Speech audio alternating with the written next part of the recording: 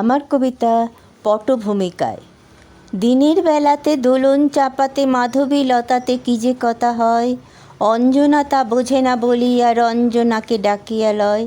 রঞ্জনা বলে ওরা যে লতাতে পাতাতে, বর্ষা বাদলে ওরা দুজনে দুজনে, রৌদ্র তাপেতে ওরা খোঁজে নির্জন বিজনে, কখনো সখনো যদি কোকিল কুজনে। অঞ্জনা বলে তবে আমরা কেন মরি বিরহ দহনে।